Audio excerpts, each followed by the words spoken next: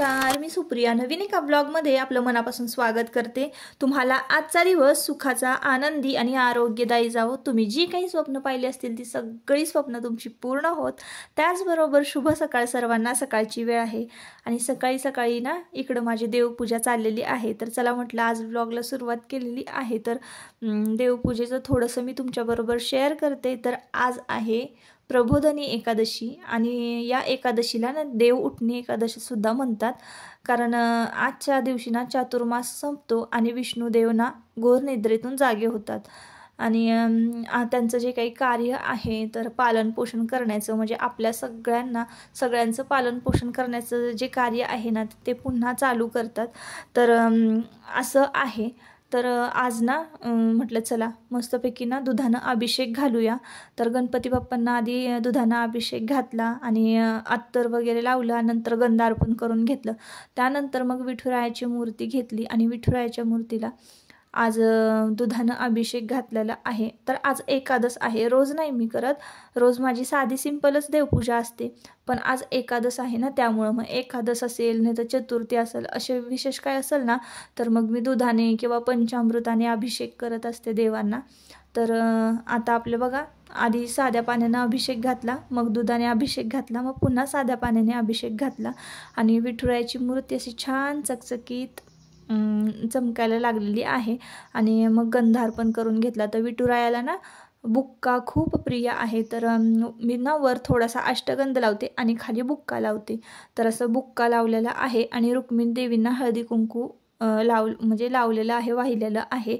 तर अगदी ते ना मूर्तीला असं व्यवस्थित लावलं ना तर मूर्ती अगदी छान उठून दिसते आणि मूर्तीकडे बघितलं ना की आपल्याला पण सकाळी सकाळी छान प्रसन्न वाटतं। तर अशी माझी रोजची देवपूजा असते।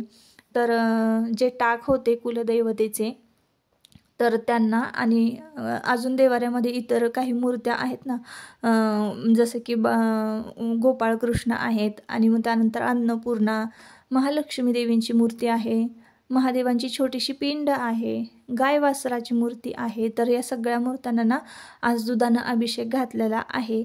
स्वामी महाराज आहेत, स्वामी महाराजांच्या मूर्तीला सुद्धा दुधाने अभिषेक घातलेला आहे आणि सगळ्यांना ना गंधार्पण करून घेतलेलं आहे। तर आता टाकांचं कसं, माझ्याकडे कुलदैवत आमचं तुळजापूर आहे, तर तुळजापुरातला एक टाक आहे, महालक्ष्मी देवी त्यांचा एक टाक आहे, काळभैरव आहेत, जेजुरीची खंडोबा आहेत आणि त्यानंतर ज्योतिबा आहेत। तर त्यांचं कसं वेगवेगळे गंध आहेत। ज्योतिबांना गुलाल लागतो, त्यानंतर काळभैरवांना काय वाहिलं जातं मला माहिती नाही। जर तुम्हाला काळभैरवांना कुठला गंध अर्पण करायचा हे माहिती असेल ना नक्की मला कमेंट करून सांगा।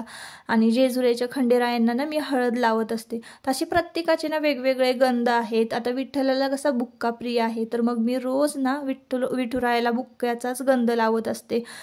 गोपाळ बाळकृष्णांची जी मूर्ती आहे तर त्यांना अष्टगंध लावत असते। असे प्रत्येकाचे वेगवेगळे गंध आहेत, तर त्यांना वेगवेगळे गंध अर्पण करावे लागतात आणि मी हे रोज करते।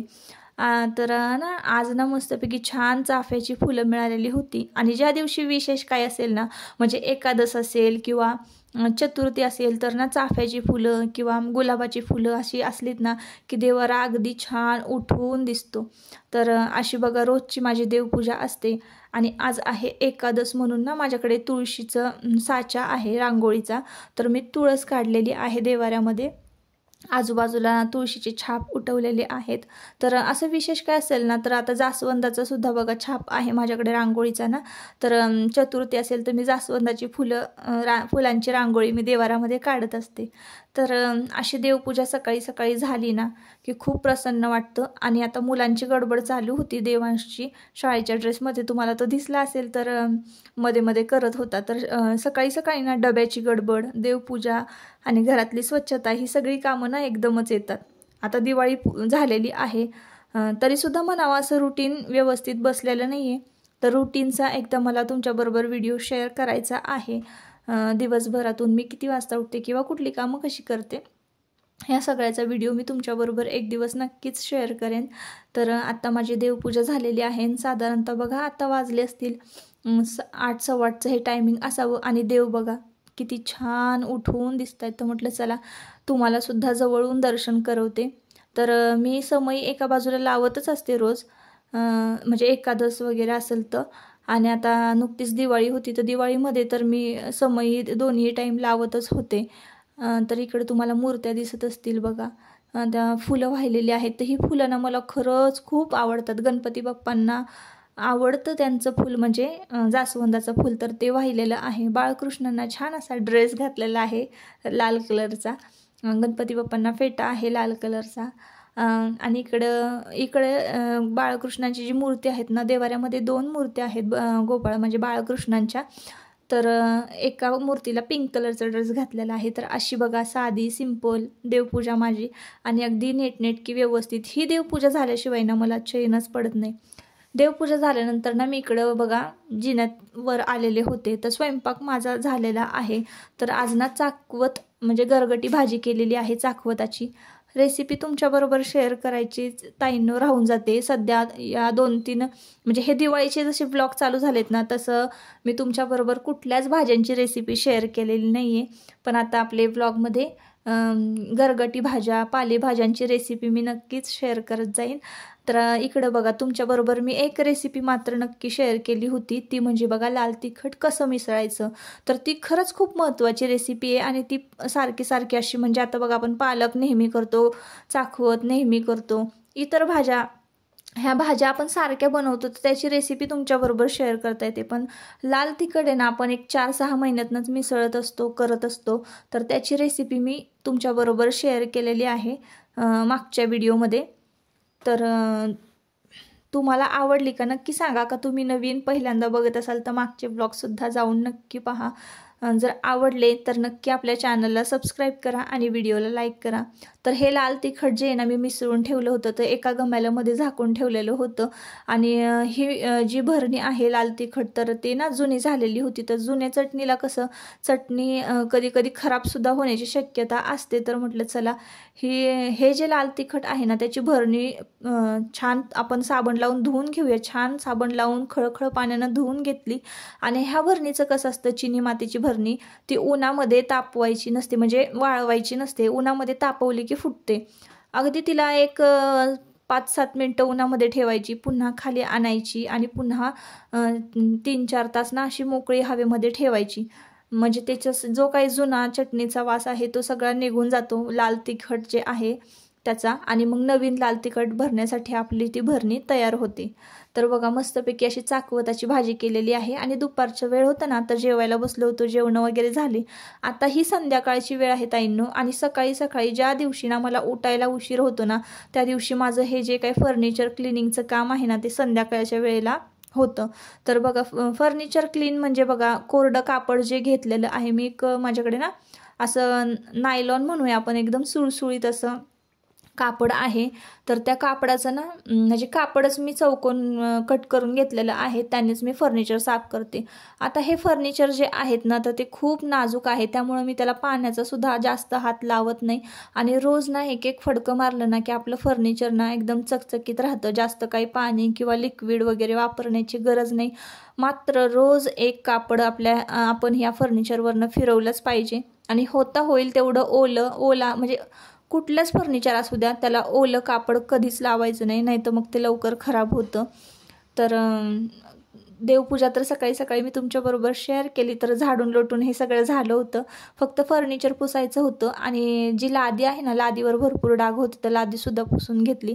घरातली संपूर्ण स्वच्छता ताईनं झालेली आहे. आणि संध्याकाळ म्हटलं की तुळशीला दिवा लावणे, शुभम करोती म्हणणे, पुन्हा एकदा दिवाबत्ती करणे, हे सगळं रुटीन माझं चालू होतं.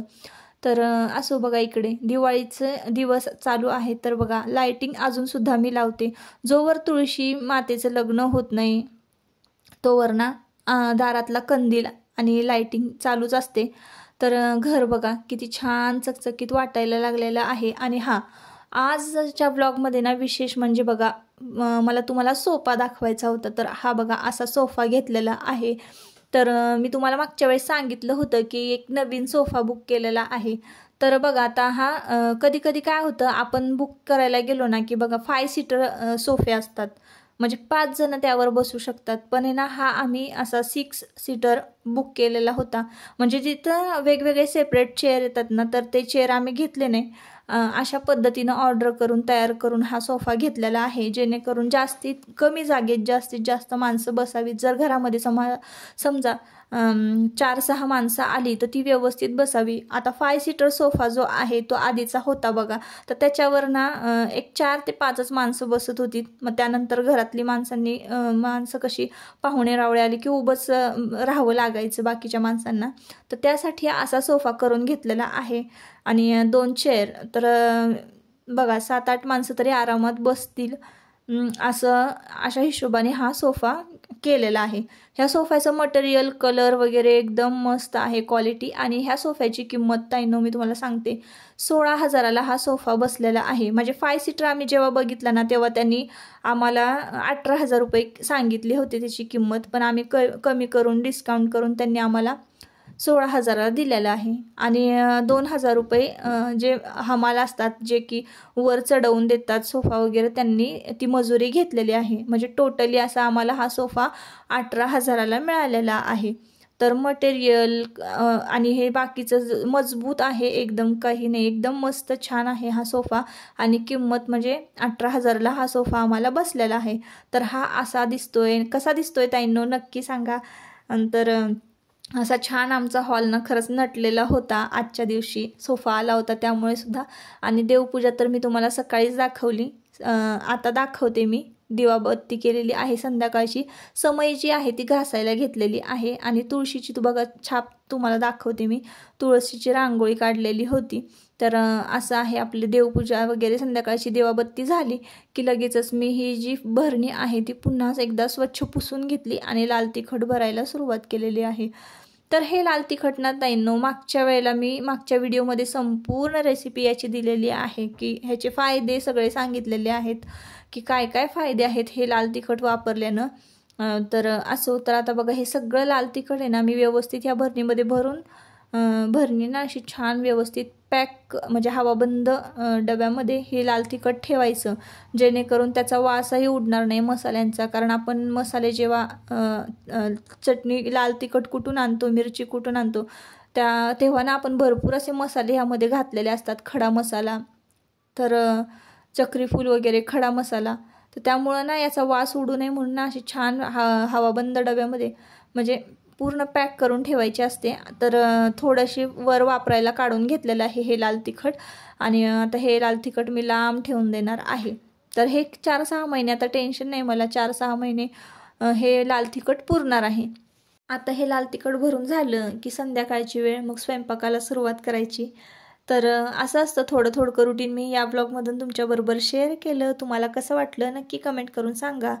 जर तुम्हाला हा ब्लॉग आवडला असेल तर नक्की आपल्या व्हिडिओला एक लाईक करा आणि चॅनलला सबस्क्राईब करा. परत पुन्हा भेटूया नवीन एका व्हिडिओमध्ये. Bye bye.